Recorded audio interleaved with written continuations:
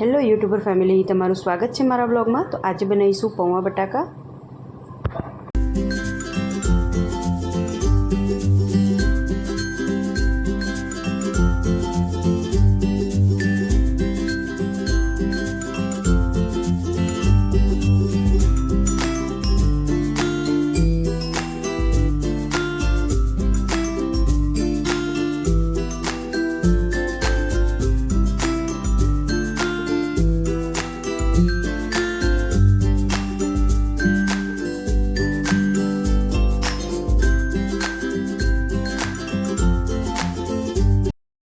तो 12 જેવા પૌવા બનાવવા માટે मैं अँ આપણે પહેલાં પૌવાને પલાળવાના છે। तो હું અહીંયા પેકેટવાળા પૌવાનો જ ઉપયોગ કરું છું, લૂઝ પૌવાનો ઉપયોગ નથી કરતી। આ રીતે પેકેટવાળા પૌવાનો ઉપયોગ કરું છું।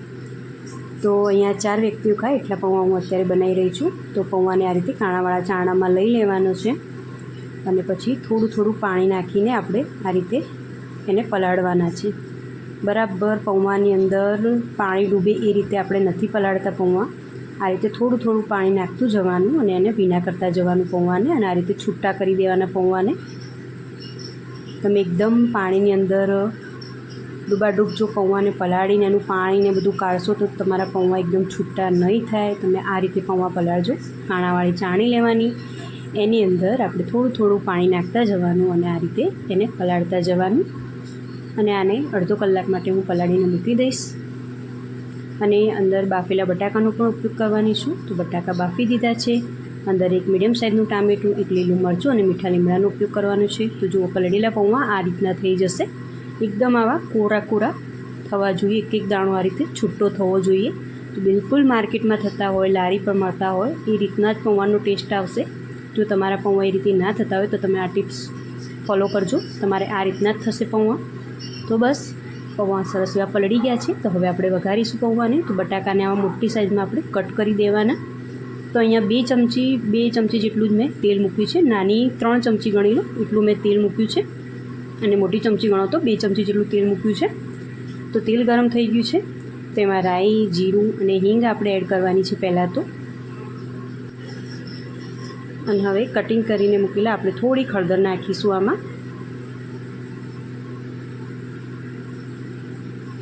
અને મીઠો લીમડો, કટિંગ કરીને રાખેલા લીલા મરચાં અને ટામેટાં આપણે અંદર એડ કરી દઈશું। વ્યવસ્થિત આપણે હલાવી દઈશું।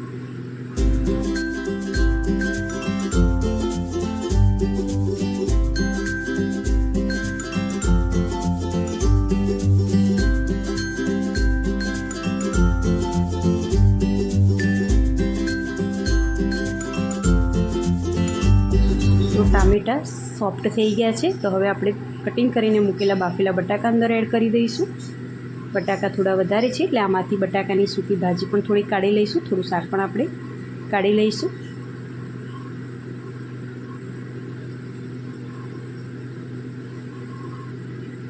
અને વ્યવસ્થિત આપણે હલાવી દઈશું। મીઠું નાખ્યું મેં અહીંયા અને વ્યવસ્થિત હવે હલાવી દઈશું।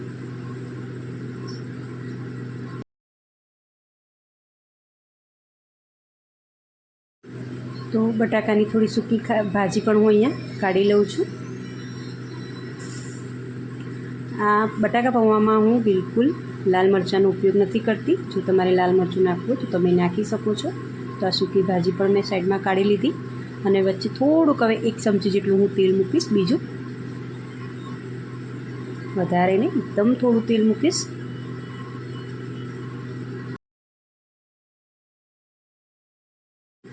અને બટાકામાં મિક્સ કરી દઈશું વ્યવસ્થિત આપણે। 1 ચમચી મેં તેલ ફરી ઉમેર્યું છે, 1 થી 1.5 ચમચી જેટલું। અને પલાળીને જે મૂક્યા હતા પૌવા એ હવે આપણે અંદર એડ કરીશું। અને આ પ્રોસેસ કરો એટલે ગેસને આપણે મીડિયમ જ રાખવાનું, બહુ ફૂલ ગેસમાં આ નહીં કરવાનું। હવે આપણે વ્યવસ્થિત હલાવી દઈશું પૌવા અને બટાકાને। ખાસ તો પૌવા બનાવો એટલે પૌવાને પલાળતી વખતે જ આપણે ખાસ તો ધ્યાન રાખવાનું। જો વ્યવસ્થિત અને પલળ્યા હશે તો તમારા પૌવા એકદમ લારી પર મળતા હોય, માર્કેટમાં તમે ખાતા હોય એ રીતનો ટેસ્ટ આવશે। તો વ્યવસ્થિત આપણે હલાવી દઈશું।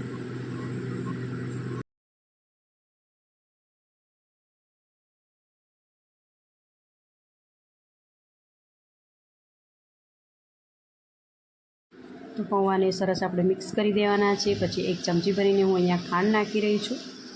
ખાંડ નાખીને આપણે વ્યવસ્થિત અહીંયા એને હલાવી દઈશું. મેં અહીંયા આખી ખાંડનો ઉપયોગ કર્યો છે. જો તમારે દળેલી નાખવી હોય તો નાખી શકો છો. અને લીંબુનો રસ નાખીશું. અહીંયા મેં અડધો લીંબુનો જ રસ અહીંયા નાખ્યો છે. લીંબુનો રસ નાખવાથી પૌવા એકદમ છૂટા છૂટા થશે. અને ખાંડ અને લીંબુ પૌવા બની જાય પછી લાસ્ટમાં જ નાખવાનું અને વ્યવસ્થિત આપણે હલાવી દેવાનું.